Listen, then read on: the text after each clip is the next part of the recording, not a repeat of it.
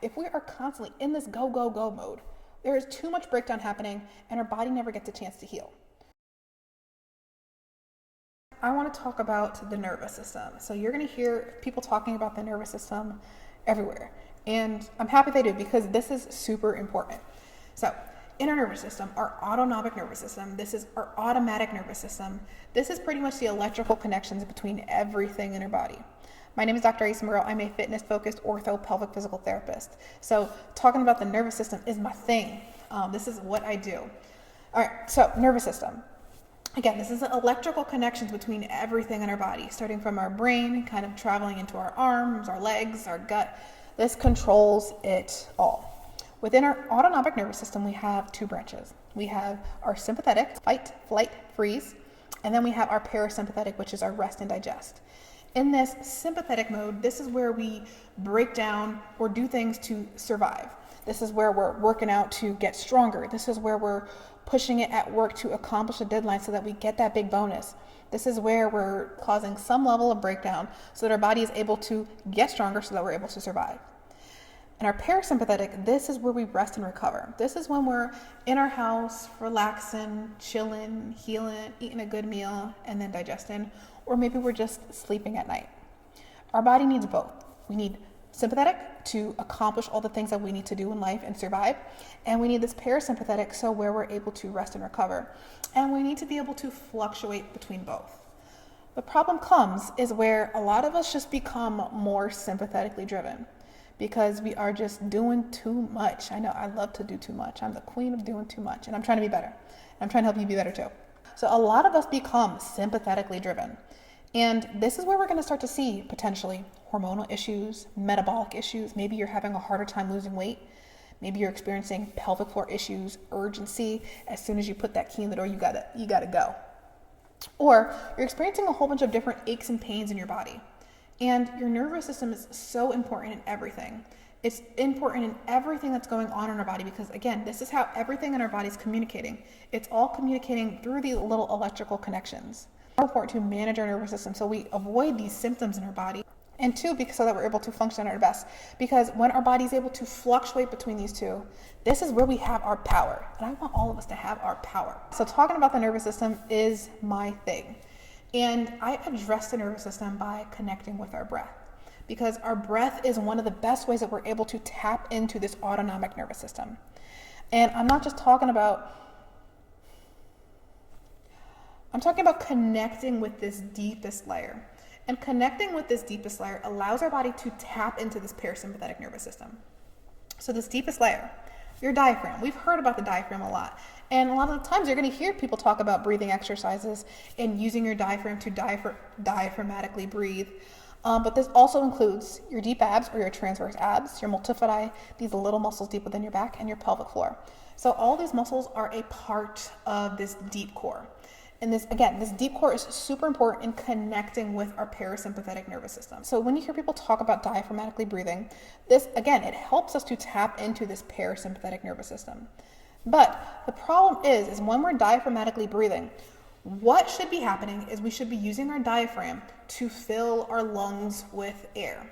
And one big problem that I see, especially as we get a little bit older, we have all these stiffnesses, restrictions in our body. And one of the major areas that gets restricted is this rib cage.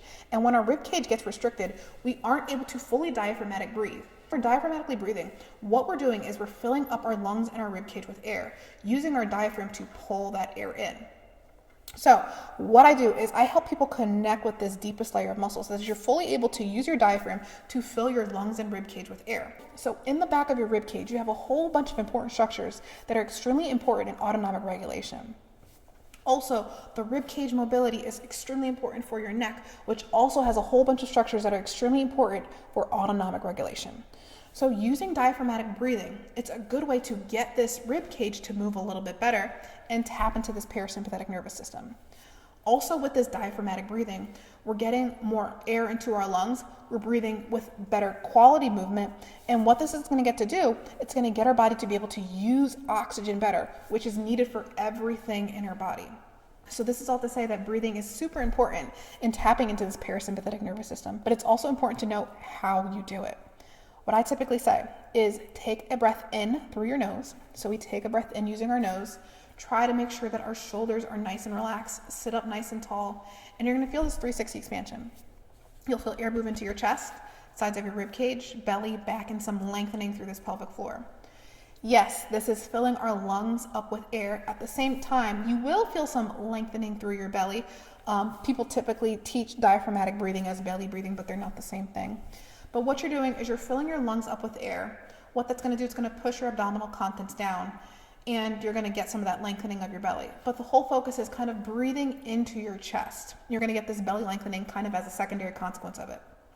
And then when you exhale, you're going to get this slow, full exhale, and you're going to get that air out. And this is going to kind of reset the position of your rib cage. And then just try this for a few breaths. Try to do it nice and slow. This is tapping into this parasympathetic nervous system to help your body heal.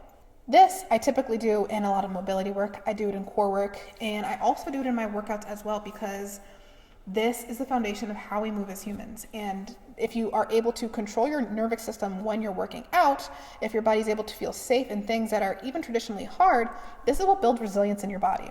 So I teach this breathing pattern in a whole bunch of different movements.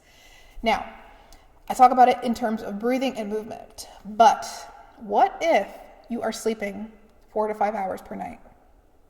What if you hate that person that you sit next to every day at work? What if you are up at 5 a.m. and you are go, go, go all day long and you don't get a chance to relax or sit down till 11 p.m.? What if your tummy is mad because you ate something that you know you shouldn't have eaten and you ate it anyway, and you eat it day after day after day? All of these are stressors on your body. Stressors to an extent that you might have some control over. You might not be able to get the 7 to 9 hours of sleep that you fully need per night, but you might be able to get an extra hour. Maybe if you don't watch TV before bed for that extra hour, your body's able to heal a little bit better. Maybe that person at work that you dread sitting next to, maybe you can get away from a little bit, maybe just a little bit. Maybe instead of on your lunch break, instead of scrolling through your phone while you're sitting at your desk, you're able to put your phone down, maybe just go for a little walk, a quiet, silent walk where you're talking to nobody. What if you put away that food item that you know you shouldn't be eating, but you eat it anyway, and you ate something that nourished your body? All of these will affect your nervous system. All of these can either negatively or positively affect your nervous system. So a lot of these things we might not have full control over, but to some extent, there are some things that have a little bit of wiggle room that we do have some control over, and all of these can potentially help your body heal. So we can add in this breath work wherever possible, but we can also take away / add some of these things into our life to take away as much stress as possible so that our body is able to do all the things that we need to. So we do need this stress. We do need to work out in the gym to get stronger. We do need to accomplish these things at work. Who knows? Maybe there's a line that you're running from one day, or maybe you're running from something else. Who knows? If you need to be able to run, you should be able to run. But if we are doing this all the time, if we are constantly in this go, go, go mode, there is too much breakdown happening and our body never gets a chance to heal. So be sympathetic sometimes. Do things. Push yourself. Yes, do that. You should. But rest at the same time. And rest either by breathing, maybe sleeping a little bit more, maybe by not talking to somebody, ignore them, maybe change the way that you think about them, maybe don't eat that food. Please don't eat that food. Come on, you know better. You know better. And yeah, so if you have any questions on this topic, this is a fun video to make. I love talking about this stuff. So if you do have any questions, please comment below.